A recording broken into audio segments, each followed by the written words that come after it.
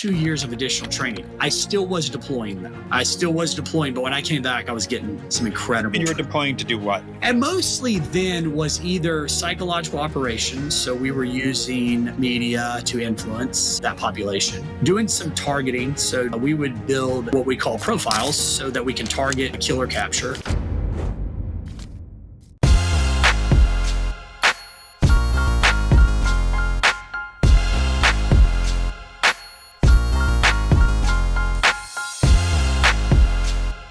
All right, you're listening to Hawke Talk. I'm here today with Dr. Jason Halbert. How are you, man? Hey, Eric, good to see you. You too. So to dive right in, I assume you're in the delivery room, you pop out, you immediately start analyzing your mom, the doctor, understanding what makes them tick. Are they sociopaths? Are they not? Everything from the beginning, right? That's it. I was critical when I came out. I was evaluating the doctors, nurses, everybody. So let's take it back. Where are you originally from? I was born in New Orleans, and my father and mother and a sister born before me, and spent about 7 years there. I remember some of it because I love that culture. I love Creole. I love Cajun. I love French cuisine. And it's crazy. I remember eating raw oysters early, but most of my years were in Alabama. We moved to the coast of Alabama when I was in kindergarten and did my whole K through 12 at the same school.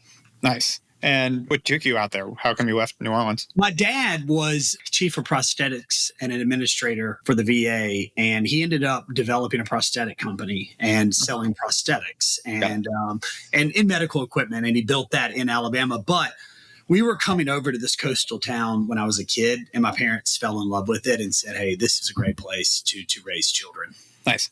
Awesome. And so was your dad former military and then got into it? Yeah, my dad was worked in as a classified operative, and he was in Special Forces, Ranger Regiment, and served in Vietnam. Actually lost his legs in combat, was a well-decorated veteran, but met my mom in the hospital.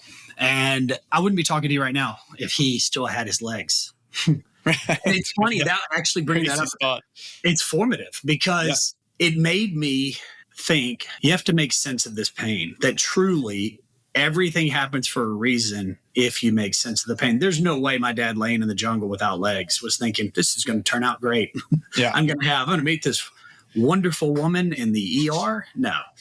But 5 years later, I'm on this earth with the woman that he met in the hospital after being injured. So I cannot tell you how much that shaped my life. And was it being a customer, in a sense, of a prosthetics company? He went, this sucks, I'm going to make it better. And that's how he built his business? I think a little bit. My dad was never satisfied, intensely critical, but very warm, equally warm. And yeah, he's very much. And during that time, I mean, you have to really think about this. And most people don't think like this, but war can be horrific. It is horrific, but it is likely a catalyst for so much medical change. Air evac, prosthetics, trauma. All of these things are born out of war and advanced medicine. And so my father's amputations were so high, he could not wear prosthetics and enjoy life. So he stayed in a wheelchair, but he still skydived, scuba dived, did marathons. Wow. But for him, the advancement, he died when I was 20, but if he could see prosthetics today, it would be wild. Yeah, especially. As a matter of fact, I'll share one thing with you. I had a service member I served with. He lost a leg on an ATV. And I flew up to see him at Walter Reed, myself and the chaplain. Not as a clinician. And I remember his son was going to go see him. And he was going to see tubes and he was going to see that. And I just thought, you know what? That 9-year-old needs to understand his dad is going to have a blade, and this is what it looks like. Now, I'm not trying to rush the child, but his dad is not always going to look the way. He needs to see that. So about after a week showing, he got to see other soldiers with amputations who had, and I'm like, there's your dad. It was unreal how that picture, we don't understand how unsophisticated children are thinking about medical technology. No, he thinks his dad is going to be in that bed the rest of his life. Yeah. So it was nice, they're veterans thriving. It's nice to introduce that blade. And it's weird and I saw him flirting with a nurse too, which is funny. And I went, uh-oh, there's another, dad mom scenario. So that's funny. Yeah, I know. It's funny. We not funny, but we just celebrated the 70th birthday of my dad who passed away a few years ago and decided to throw a party for him. And my wife was instructed by a child psychologist, when kids ask about someone that's died, you tell them, no, they died. They're no longer here. And you're straight with them, which I had to explain to my daughter because everyone kept talking about Grandpa Bernie, and she's like, where is Grandpa Bernie? I'm like, he died. And she's like, and had that conversation with her that I was instructed to do. And it's like not intuitive. Like people try to shelter people from it, but then it blindsides you in a different way. So interesting how they got communication. And so I got to imagine it was formative to be born to a dad that had this disability, but just didn't let it stop him in any way and just ran through it. Was that something that like you consciously watched or can look in hindsight as being a part that has driven you? He never complained. Yeah. And I'm not trying to celebrate a God right now. Yeah. Never. I saw it visually. There was a struggle. I saw that, but he never threw it in my face. He never said, at least you have your legs. Get nothing. Yeah. But one night I was 16 and I was 17. It was my senior year, and I did not play well my final basketball varsity game. And I was not healthy. I was angry and cussing, and I was in the vehicle with my parents. And my dad was trying to tune me up kindly, and he said, hey, it's basketball, right? And I said, you don't understand. I'll never play basketball on a team again. And I said a very bad word that I should not say in front of my mother. And he stopped the vehicle, and he turned around, and he said, never said this to you, but you still have your legs, don't you? And I said, yes, sir. And he said, don't ever say that word in front of your mom again. And I was like, okay. And that's the only time he ever said, like, get yourself together. But I have to tell you, Eric, unfortunately, maybe I should have seen him complain more. I really mean this because I started not allowing myself to have bad days. Yep. You'd have bad moments, no bad days. And I'm like, oh, you have your legs. And so stop complaining. No, man. You got to be able to hold yourself and lick your wounds and kiss your face. You have to. And I also don't want my kids to feel like they can't. And I think I've thrown their grandfather, they'd never met, injuries in their face. Like, hey, Papa Bert didn't have legs and he still could dive down to the pool and get that. And they're like, oh, I got to do it. And my wife will comfortably say, you're throwing your dad's injuries in their face more than he threw them in your. Which is how we all do it, by the way. We all overdo what our parents did. It's part of it. Yeah. And so growing up, what were you interested in? Like, what did you think you wanted to be when you grew up, so to speak? Oh, I knew it would require talking. I knew that. Yeah. My father was a very high process guy. You could not ride in a vehicle and not answer questions. You were going to challenge assumptions. Extremely disagreeable and disputatious. So I became very comfortable with conflict and being disagreeable and trying to tell the truth. And boy, schools don't like that early on. No, very similar, and know exactly what that's like. Neither do umpires or referees. Yeah. And but I was able to endure that because my father could conceptually tell me what it meant. And then I would have enough wins where I'm like, hey, I feel good telling the truth. I feel good. And it became more, I'm like, instead of telling the truth, why don't you layer with curiosity? Maybe they'll arrive at the truth. But I mean, very early on, I could feel this difference in the way that I would communicate with people. But what my father did is created this exceptional nexus of I felt viable. I felt like I could affect the world. I can throw a temper tantrum and affect the world, or I can influence it kindly and creatively. I have this crazy story I do want to share. The other day, it just came up. So we were out dining, and my kids are across. My wife's to my left, and we had our server come up, and she said, she took our orders, and I have a 15, 11, and a 10-year-old. And I'd say 30% through the experience, she said, look, you're a really fun table. Your kids are fun. I loved how they ordered for themselves. Like, what's going on? I said, look, we've been dining together. They've been ordering since they were 3 or 4. I think it's super important, But she got a little emotional. And I was like, uh-oh, what did I just touch? And so I really tried to give her a safe space. She's like, I'm so sorry. But she's like, I'm pregnant. And so I'm super interested in how parenting. And I just got tickled. I was thinking, oh, that's so cool that her aperture for the world has changed so significantly. Well, my middle listened, and she walked off, and he's like, Dad, are you going to give her a big tip? You have to take care of her. You have to. And I said, buddy, if she does really well, and of course I am. I'm not that guy, but I don't want to tell my kid. And so he said, okay. So she was exceptional. She knew that. I mean, she was exceptional. I could tell you everything. So at the very end, we did, and she walked off, and she was very emotional for the tip. She earned it. She was exceptional, Eric. Like, I kind of want to hire her. So my son is leaving my middle, and he's looking for her. And I remember cringing because I'm so worried that he's going to go up and say something so uncouth, something like, that big tip you got is because of me. I don't know why I'm thinking catastrophically like that. He is such a warm kid. So I hold the door open, I watch him, and he's looking for her. He finds her, and he watches her, and he's almost runs into me. I was like, bud, get in the game. He gets in the car. Doesn't say anything, Eric. We're driving home, and he's looking out the window. And I'm like, what's he thinking about? And he's like, Dad, I don't know if you understand. And I'm like, what's that, buddy? He said, look, we just gave her a big tip, right? She's going to go home happy, right? So she's going to be nice to her husband, and they have some more money, and they're going to be able to buy a really good stroller. I think they're going to buy a good stroller, and it's going to protect the kid. And when the kid's, and he has this cataclysmic cascade event of, wait a minute, we affected the world. We affected a human. But for him to think about that chain of events is how you build empathy. And so hearing him riff was beautiful. And so kids need to early on feel that they are viable and not just, I have to throw a tantrum to be viable, to have impact. Yeah. Yeah, no, I think I watch it. A lot of parents get to like structure, discipline, do what I say because I said so.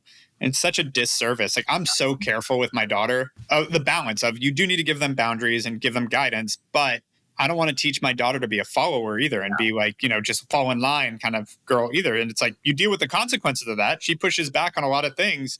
And at some point you have to push back, but I try to do it in such a more, again, she's going to be 3 in a week and a half. And it's like, I'm still trying to have rationalize with her of like, this is why you need to do these things. And this is why, she's challenged me on, she doesn't like to go under the water and swimming and learn how to swim properly. She just wants to float around on a floaty. I'm like, no, but if you fall in the pool, you have to learn how to get out, because if I'm not here, it can be dangerous for you. Those kind of telling a 2-year-old this, which they kind of comprehend it, but not really. And she still argues with me.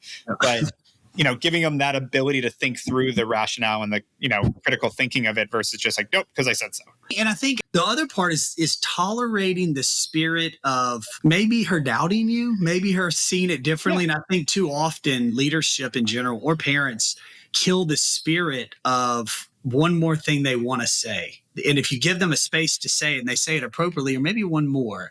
And I think it was so well tolerated in my family that the world, you don't get to say, I don't believe what you're saying, because they think you're saying, you call me a liar? No. I just said, I don't believe that. No, you called me a liar. And it's a huge difference. When I notice this with a lot of the boomer generation is the lack of obedience is a lack of respect. Mm-hmm. And that's the part that I've watched it with a lot of, sort of my parents' peers. And it's like, that's a really fascinating, that doesn't happen in in my generation, your generation. Yeah. It's changing a lot. I shouldn't say it doesn't happen, but yeah, it's interesting. And I think it goes the other way though, is the coddling and the lack of feedback that kids don't even know how to handle their emotions because they never had to be challenged or deal with stress. It's that resilience piece too. The book Anxious Generation, I'm a big fan of. I think it's a great one. All right. So you knew you were going to be into something with talking, but how did that manifest? Were you going to be in sales? What did you think? I think legal initially. My uncle is a very successful plaintiff's attorney, and it came from nothing. And my mom obviously is his sister, and he really was successful, and I loved watching him in the courtroom. He was dynamic. He was a great litigator. He was an incredible deposer, well prepped. And this is what I want to do. I want to fight corporations. And he was massive cases, multiple billion-dollar verdicts against entities that were willfully and woefully negligent or committing misconduct, and some huge cases. And I loved it. And that's what I wanted to do. However, my father being a classified operative, well decorated, I would go to his reunions and I would see this camaraderie, and I would be, oh, should I go and serve the country? But my dad never pressured me, never said anything. He just always said, go as far as you can in education. So when he died, I did have, I won't say an existential crisis. You wouldn't see it other than I made a bad grade in one college. But I was struggling with who I was and what I wanted to be. And I think feeling like I wanted to get close to him, I want to go serve. But I chose the FBI. I said, I'm going to go in the FBI. My father and I, when I was 14, we passed an incident that was a scene of a horrific crime. And my father explained it to me and why it happened. And I went, oh my God, that's crazy. That's so neat. So becoming an Eagle Scout, you have to put on your resume, your application, what you'd like to be. And the Eagle Scouts the Boy Scouts used to do an incredible job of sending you an elite operator to have dinner with. And I met him, and he was the special agent in charge of the South. And I said, that's what I want to do. Well, I made that path, majored in psych, and then 9/11 happened. There's no coming back from that for me. We invaded Iraq. But I said, I need to serve our country. And that's when I made the decision to go. So 9/11 was the trigger of like, I need to go do this. Really, I'm sorry to nuance the story, but to speak from my truth, it really was Iraq. I felt like 9/11 was going to come and go. I did. I felt like that war. And when I went to the recruiter for 9/11, she said, well, you have a master's in psych. I'm like, I don't want to be anything with that. I want to fight. Yeah. And she said, but wait, there is a scholarship. And if you get a doctorate, well, that was consistent with my dad saying, go as far as you can. My boss on death row, I was doing post-defense analysis. What'd you do with the body? What'd you do after the crime? He's like, Jason, you got to get your doctorate. You'll love it. So that's when you were getting your master's in psych at the time when this happened? I already had that. I had my master's. Had your master's in psych. Yeah. And then 9/11, I was getting my master's. Okay. When we invaded Iraq, I was already done. Got it. But Iraq made me go in service, get a couple masters and a doctorate, and the military paid for that. Got it. And what were you before 9/11 while you were getting your master's in psych? Was it still to be a plaintiff's attorney? No, it was an FBI agent. So I said, here's what I'm going to do. I'm going to get my master's in psych. And I met the special agent in charge, and I met John Douglas. Right, yeah. I have a crazy story, though, that I think is important to share. When I was a young man, I had to go take a biologist to someone's property to show him wild boar because they were going to take some hoof samples. Well, I'd hunted on this property for a decade and a half. I knew exactly where they were. It's a couple thousand acres. He'd never been on the property, ever. And I'm like, I'm going to take you. He said, no, I know where to go. I said, no, I hunt here. He's like, I know, but I'm pretty sure I can find him. And hear me, arrogant 16-year-old. I said, but you understand I've been hunting here for 10 years. He's like, right. In 10 minutes, that dude knew more about that property. No, about the game, the biology, the proclivities. And I went, wait a minute. So I'm going to learn about the game on death row. I'm going to learn the creature that I want to pursue. I'm going to be a biologist, but I need to play with them, wrestle in the mud with them. And that is why I ended up on death row. And when did you end up on death row prior to? I was there from I would say 02 to 4. Okay. So that was during your PhD. Yeah. And no, death row. And that's when I said, went back to the recruiter, and she said, are you back? I said, yeah, I'm going. She said, are you going to apply for the scholarship? I said, yeah. I applied for the F. Edward Hebert Scholar, became a scholar, got it, went in to get my doctorate, but I was in the military during the doctoral program. And were you in the military while on death row, or you had done that before going back? Okay, so you did that. Was the idea there? I guess, yeah. What were you trying to do? Was that so you could become an FBI agent? No, once that recruiter said, if you get this F. Edward Hebert Scholar, like you can't turn it down. It is only given to 4 people. So don't apply if you're not coming in the military. So once I got it, I was so excited. Not only could I enter the military, they were going to pay for it. It was a wonderful life. I wasn't going to assume $300,000 in debt like my friend would. So to be a second lieutenant in the reserves, go to school, serve a little bit on the summers and do some training. And then eventually when you're done with your 4 years or 5 years of your doctorate, you do an internship and residency. Mine was in the military. My internship and residency were both in the military. Yep. Got it. And so again, just trying to get the timeline right. You got your master's and then went on death row? Yep. Yeah. Got it. And what was the thought of doing that up until you went for the military thing? Why did you go to serve in death row?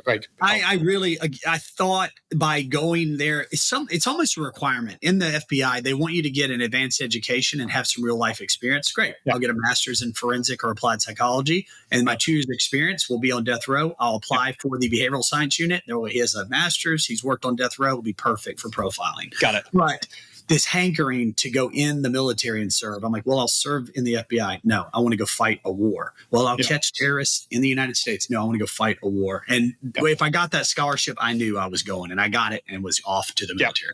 And so stepping back to the death row experience, again, at that point, you still thought you were going into the FBI, correct? Yep. And so we all have our preconceived notions on death row and, what a serial killer looks like, et cetera.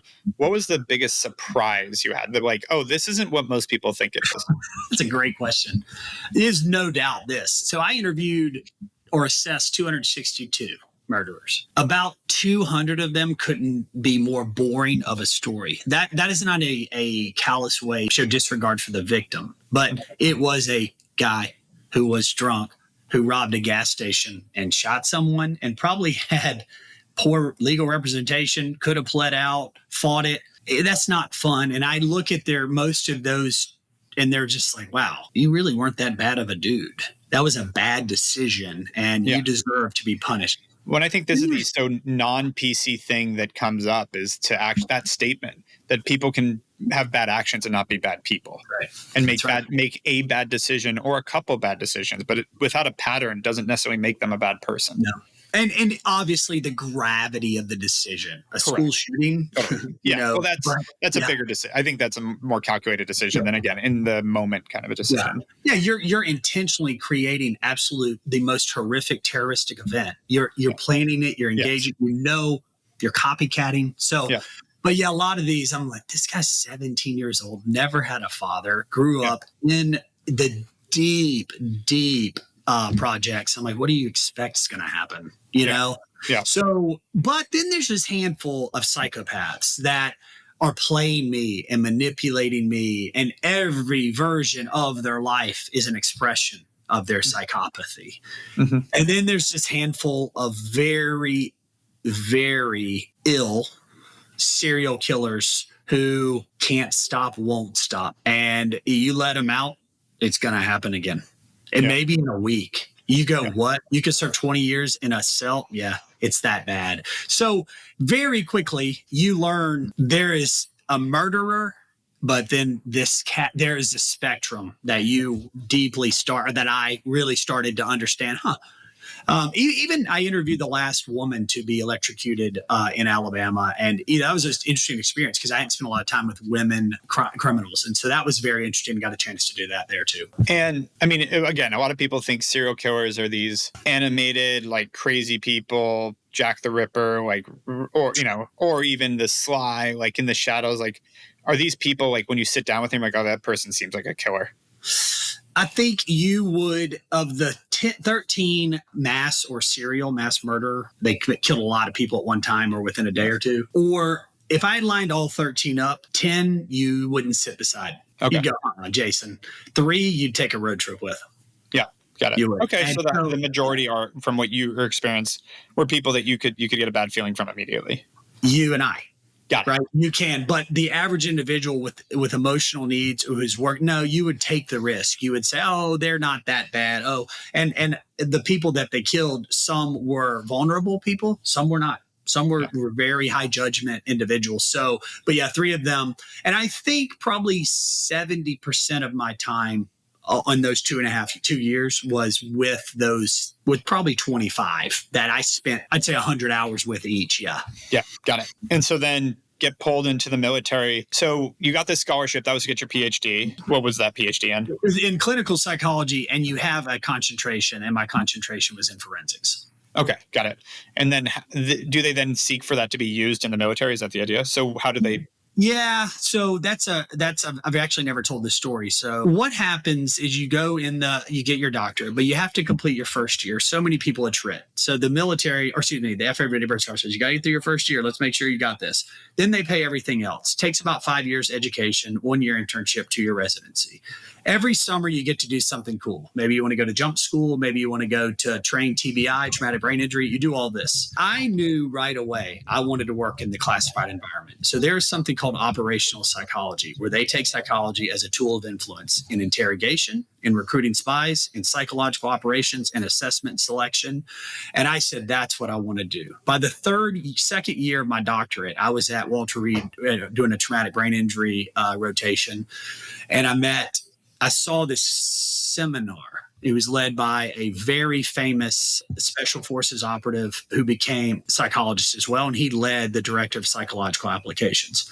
And when I heard him speak about influence in the war, I'm like, that's what I want to do. He was incredibly ethical. He was incredibly empirically minded, high judgment, was a shooter too. So he's seen combat.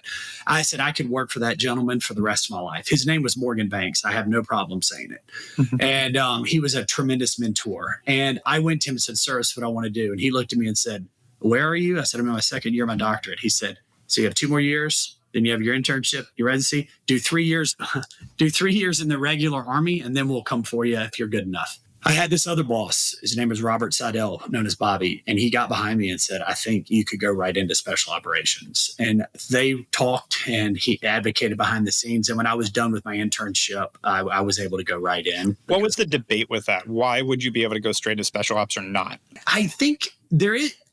Is it combat and firearms training? Like what? Yeah. No, it really is. Let's just make sure you can get along in the real Army before you go to the special Army. And I think I probably would not have been given that chance, but we were short people. We truly were. So that hole I got to fill, which was great. But they put together a clinical and operational residency to expedite my training. So I got 2 years of intense training and assessment selection in influence, in persuasion, and supporting interrogation operations, and supporting intelligence operations, and supporting recruitment of assets. And I couldn't have done it with that. So my 2 years of additional training, I still was deploying though. But when I came back, I was getting some incredible. And you were deploying to do what? And mostly then was either psychological operations. So we were using media to influence that population, doing some targeting. So we would build what we call profiles so that we can target, kill, or capture. But a lot of it was assessment and selection. And it was, we need to build classified units all over the world that we can use collectively and synergistically if we have to do a cross-border operation to retrieve someone, to rescue someone, and also just partner forces. It's very important that if we're fighting for your country, we have partners, and those partners are aligned with us. So that was, I mean, it seems a lot, but that's what I was doing. And each rotation was mostly in Iraq, you were saying? No, mostly Afghanistan.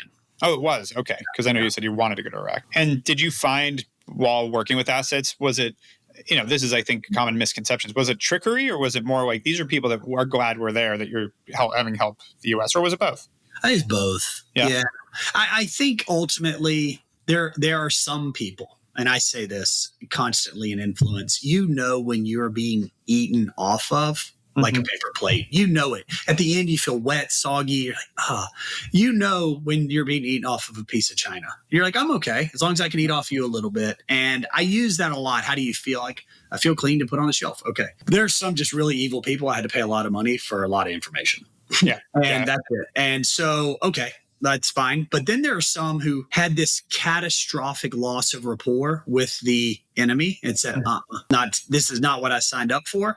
And that sometimes that's a trick too, though, Eric, right? We had a double agent detonate himself. We thought that he was loyal to the cause and was not, and killed a bunch of CIA operatives. But most of the time you can genuinely appraise their motivation for turning. So yeah, how do you stop from that? Because I'm sure they're obviously, everyone's aware, it's public knowledge that what the CIA is doing. So how do you stop that from, double agents? I will tell you this. If you said, Jason, can you evaluate this person to see if it's a double agent? You may doubt this. I would say, give me a transcript of everything they've said. And I will tell you, if you said, why are you turning on ISIS? Why are you turning on Al Qaeda?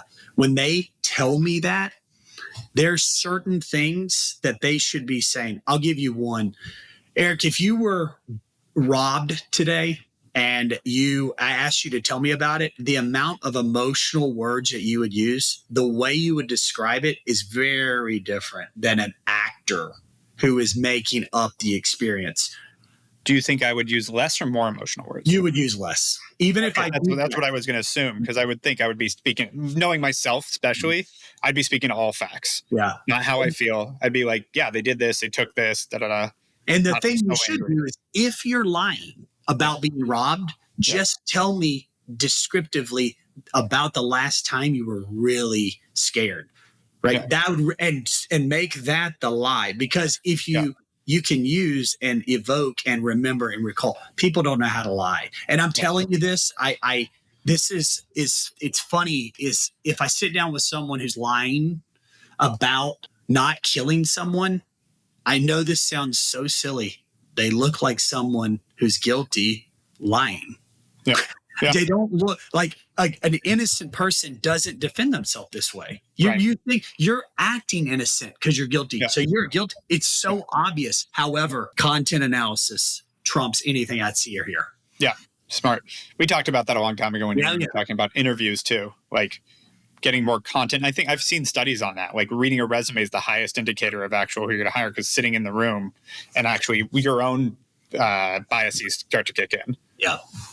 So, all right. So you expedite this. You start to work on. Were you working on interrogation in Afghanistan too? Or yeah. Oh yeah. So that was a huge part of it too. And there's multiple types of interrogation. There is battlefield interrogation. We hit a target and we want to hit another target. So we want as much information on site. But then when we catch some suspects, they go back and they get interrogated by another crew, and then they go to another facility. So, and at some point let go if innocent. But I will tell you this, that the individuals that we were capturing, these were targets. These were people that we knew were bad, that we had evidence on, and supporting the most elite classified units in the world with the highest professionals with extremely high EQs, extremely capable of killing, surviving, influencing, PhDs. It's incredible. But so this wasn't just patrols; these were targeting. And however, we're profiling individuals that we want to court and use as assets as well. That's how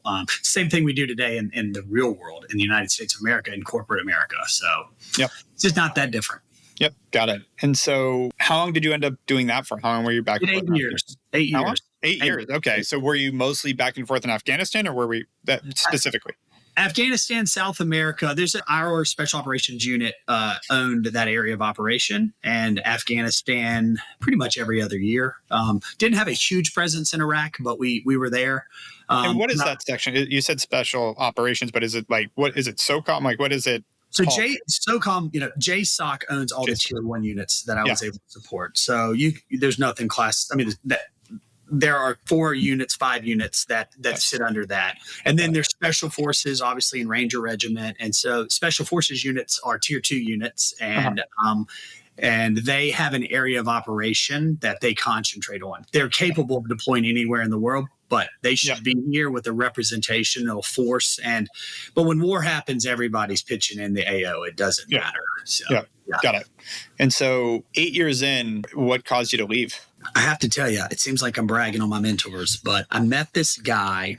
I had just recruited an asset with a team of recruiting asset, and I supported the profile on that. And I ended up, he was a litigation scientist consultant. He had a PhD in organizational and a couple of masters like me in applied and clinical, but he was a consultant for that. And I was so impressed by his application of behavioral science to the courtroom. It was empirical, it was thoughtful, and he was excellent at dealing with attorneys with massive egos. His ability to shape them, forget the jury. We'll pick the jury. We'll tell you who will win this case for you.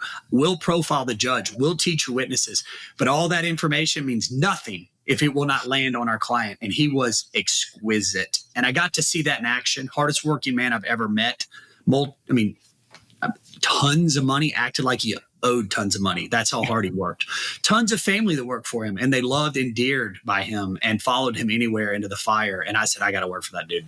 And I went and met and had a blast. It was so fun. Incredible time in my life. I learned so much. He was a great mentor. It's very Did that come from, again, that early draw from your uncle to be in law that you're like, hey, here's a chance to go back and do that? I scratched the itch of war, and now I want to go back and do the legal thing? A little bit. I had seen him work when I was a runner at a law firm. I saw his skill set. I saw him help win big case. I saw him beat Dr. Phil. Dr. Phil was the other litigation scientist, and this one ran circles around him. And I went, wow, I remember him. So when I saw him again, it was actually happenstance. It was at dinner.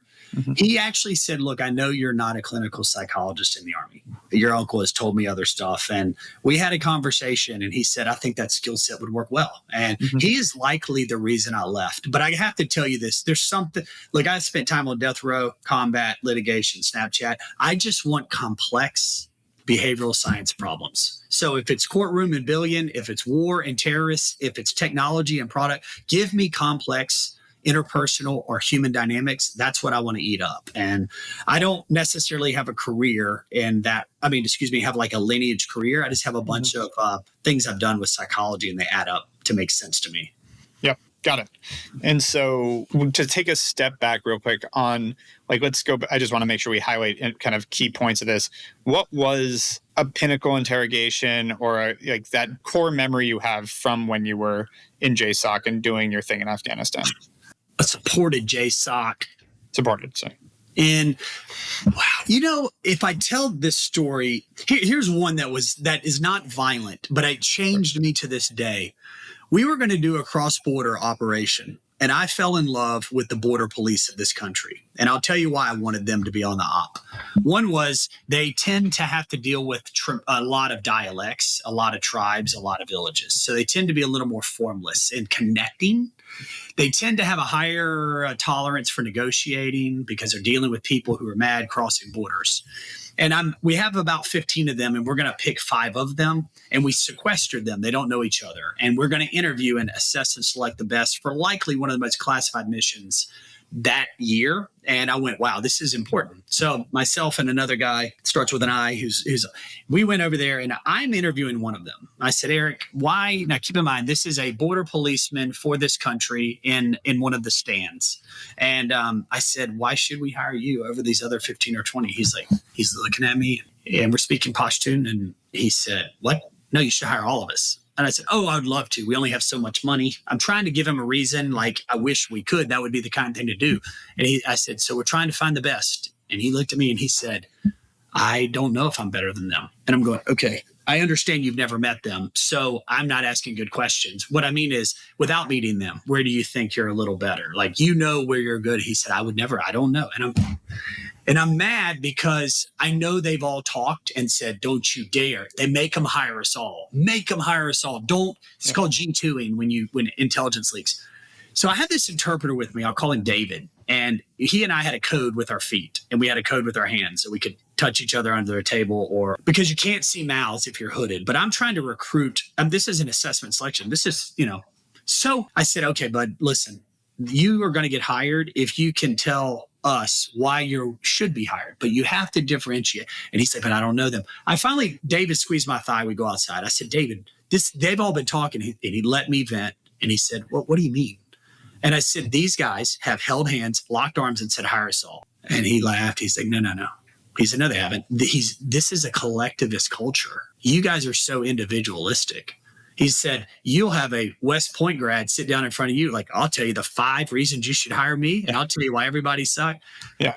In that moment, no violence, no blood. No, I went, man, here I am supposed to be in charge. Here I am supposed to be picking the best in the world. And I am interpreting beautiful cultural expression as a freaking resistance posture. What is wrong with me? And thank God I had an interpreter like David that could tune me up. Thank God I had that experience, because it really made me, to this day, I've hired 10,000 people. I hired 4,000 at Snapchat. My whole lens for approaching behaviors radically changed that day. And when I tell the story, it seems simple, but my God, it was impactful. I think another one was I had a guy who was lying in an interrogation, and I was tired, and we had been up forever.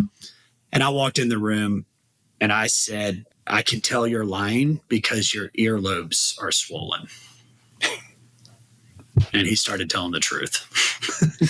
And I'll tell you right now, the swollen earlobe has nothing to do with detecting deception. I was tired. I was lazy. I tried something and it worked. And, to this day, I look back and I'm like, wow, I cannot believe that worked. I would just wait for someone to like grab their earlobe. Like, oh, he got me. So you go to, how long did you work in the legal field? I did about 2 years. Okay. And then that's when I met Evan. And how'd you meet Evan? Met him consulting. I'll keep that private, but I met him consulting, and he had a pretty complex issue, and we hit it off. Yeah. Yeah. And what year was that? That would have been in 12 or 13 we met. So we met. Early days of Snapchat. Mm-hmm. And Evan says, that's it, you got to join the team? No, actually, we had a great time working on that product. I didn't talk for a while, and then he reached back out on a text and said, hey, this is Evan, remember me? And I started consulting them for about 6 months. I'd go out there a week or a couple of days a month, and just a real believer in behavioral science, wants to have an ethical product, understands engagement, thought it would help with assessment selection and getting great leaders, and quite disputatious himself, wants truth tellers around product. And so I think we thrived, and I eventually went there full time. It was tough though, because, moving from Alabama to California, I had just gotten out of a classified life, just built a house, had some babies. But I was fascinated. At that point, Snap was nothing but a picture, and you had to hold it. We had nothing, and you let go. So I just saw an incredible innovator who was thirsty for growth and development and a product that I thought was going to change the complexion of humanity. And so you eventually joined as Chief People Officer? Was that the title, or what was? No, I had started as Director of Special Projects, and just fix any problem he said do. And one of those issues was scaling. So within 4 or 5 months, I assumed responsibility for recruiting, and then HR and operations. And obviously the company's growing. At that point, I was 100 employees, I think, when I started, when I consulted 40 maybe, and then eventually ran all people and global security. I guess 5 years I was there.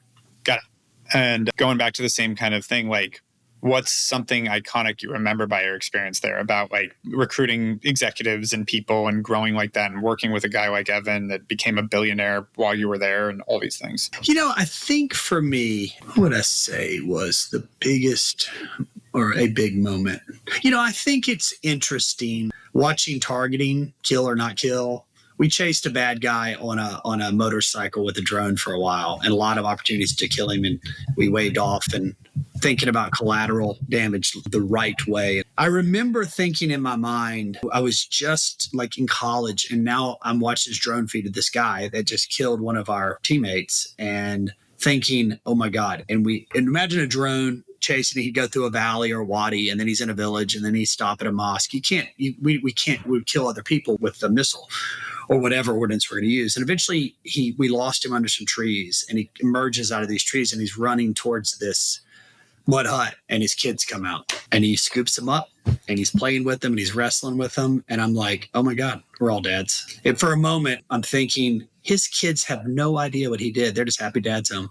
That was a moment. I think getting to Snapchat, so that moment of kill, not kill was a huge, but Snapchat, watching a product that I know could have obviously done significant growth in an unethical way through growth hack and destroyed the friend graph, watching no likes, that was massive to me. And I would run through a wall for him because I watched him make decisions that appeared to sacrifice for the integrity of humanity, to contribute to human progress, not detract. Snap has its warts, it has its scars. But the decisions I watched he and some leadership he and Bobby make, that they were very inspirational for me. Awesome. And so you left, was it right as it IPO'd or right after the IPO? Oh, no, we IPO'd in 17. I left in late 19. Oh, okay. So you're there a while.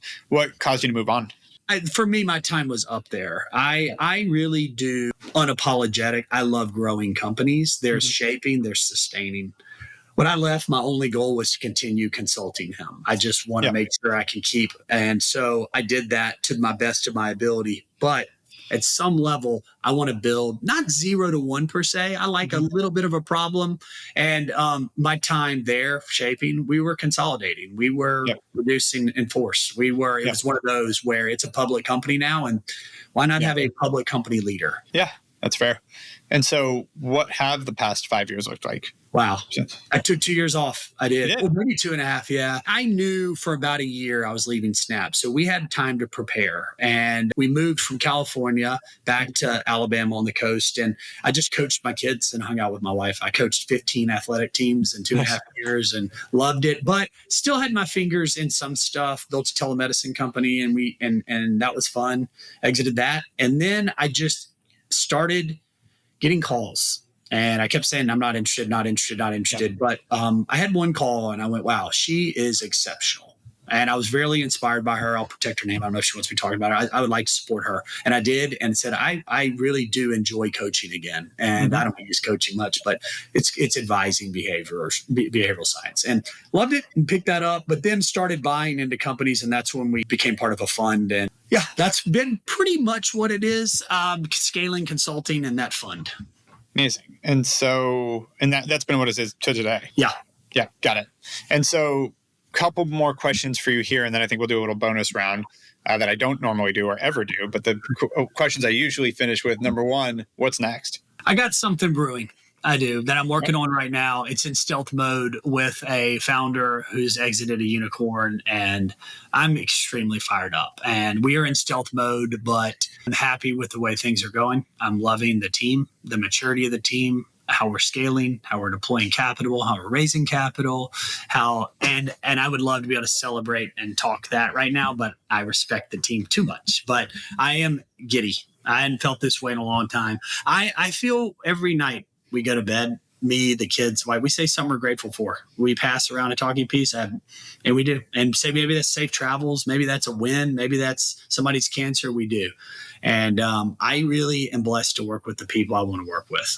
And that is a absolute gift if you can work on the things you want to work on. And I can feel fully committed and consent to that. And so I feel that this technology is going to change the complexion of that industry. That's all I can say right now. Yeah. And so I'm excited and we'll see. And so last question, as someone that has achieved very high things, both in the military and legal and HR and being an executive, what would be one piece of advice you either wish you got or you did get that helped you get there, that helped you be this high achiever? Be curious. The truth is right there. And it's a nightmare. It is ugly. It will make you feel exposed. It'll drag out your rot. It'll pull you to deep water, but you have to deal with it. And whatever it is, let it go. Forgive yourself. Be present. And if you're not present, there is no past. There's no future. You're right here. You're right here, right now. And whatever it is, let it go. But the other one is be curious. The final one is this. There's a big difference between saying you're a dick, Eric, versus I feel mistreated. Yeah. The moment you can describe your experience faster than most individuals, you're going to have healthier relationships. And I think it's very hard to say I am experiencing versus you are, even to this day. But the people who can do that will win and be happier. Love that. All right. So again, normally we'd end there, but I'm not going to on this one because you have some fascinating things we've talked about in the past. So I'm going to keep you in for another few minutes. Let's go rapid fire because I know you're capable of this. Back and forth, something people should know about their own safety because of your experience with serial killers, and then something business leaders should know about hiring, people, culture. And let's literally ping pong back and forth for 5 minutes. Here's what I would say. You're not likely to die from a serial killer. You're likely to die from a car wreck or from a heart issue. Teach your kids how to use a tourniquet. Teach your kids how to do CPR. You think I don't want to scare them. Well, let me tell you, your 10-year-old staring at yourself dying in the kitchen, not knowing what to do, will harm them the rest of their life. If they're in the fight and they feel like they can save you and did their best, that is going to it's going to make them feel viable. Yep. I think that's one, teaching how to put on a tourniquet. So for God's sake, we just did stop the bleed class last week. It was a gruesome one though. They showed you a lot of videos and stuff like, get ready if you're going to get into this. But yeah, at least this is like, all my kids know how to put one on, and they haven't seen a gruesome video because it's that simple. But when you technically need to learn, you're right, you need to see that. But like an 8-year-old, he could put it on and wrap it around. And so we were more packing wounds. That was Oof. I think that is one. Yeah.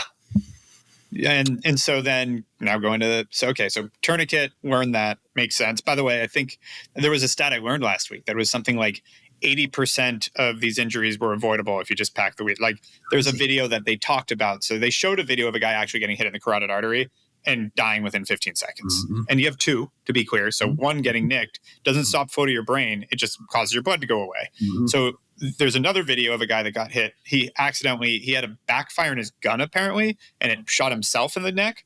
He put his hand there, 45 minutes waiting for help, got help, survived, no problem, because he plugged the wound. Like our bodies are that simple that just like put something over it, stop it from bleeding out, and you can survive. It's kind of crazy. There's something about tourniquets. I think it's 2 hours of having a tourniquet on. And before, like, you have to even worry about any nerve damage or amputation or anything. 2 hours of, and how a tourniquet works is it smashes your artery into the bone and stops any blood flow. The idea is to stop all blood flow, and you can have that for 2 hours. So anyways. And you can even open it up, let a little blood flow, open it, depending on how quickly you got it on. And it's very rare that you would be 2 hours without trauma care. Exactly. So, yeah. And so, now switching gears to executive, what would be the best interview question you would ask to get a feel for? I try not to answer this the same way, and I try not to be driven by the recency, but I swear, what's something people don't like about you at first that they later come to value and appreciate? Is I go back to that so much because it measures what's unlikable about them. Yep. Hopefully they know it. Hopefully we inoculate against it. Eric, we're about to hire Eric. Eric admits he's a little bit quick to interrupt, but then people will learn that it's out of connecting, not shutting up. So if we know that before you arrive, great. But the second one is, maybe it's just what I think people think I'm a little too passionate at first. No, come on. I think people think I am invasive and interrogating them at first. That's what people think of me. They're like, whoa, I just met you. Can we talk about traffic or weather? In the end, it's what bonds us, I think, because I am interested in what really makes them tick. I just do it a little too fast, I think, and I don't do it as much now. But I think that's one. So back to safety tip. Let's pick one. I know you. Yeah, I think no kid should ever keep an adult secret. My kids know if an adult ever asks them to keep a secret, they're going to come tell me, and they're going to get rewarded. I won't tell you what that reward is, but it's money, and it's already happened. So train your kids. They shouldn't keep adult secrets. And if that ever happens, they come and tell you. I think that's a huge one too. The other one is this. We have so many parents scare the heck out of their sons and daughters about inappropriate texting. If I ever catch you sending a naked text, a nude, if I ever see you sexting, you're done. You won't go to Ole Miss. I'm taking your forerunner. Well, guess what? Eventually, they're going to do it. There's a stat, 70% by the time they're 22, they will. And when it does get out and it does leak and he does circulate it to his friends and she does feel that she's betrayed the family and she does feel shameful, don't make it worse by making her feel trapped. If you leave the environment open for confession, he or she is likely to come out of that basement and say, I screwed up and I need help. But if they don't come out of that basement and they ruminate, they feel trapped in shame, bad things happen to them and other people. So leave that environment open for confession. I use confession.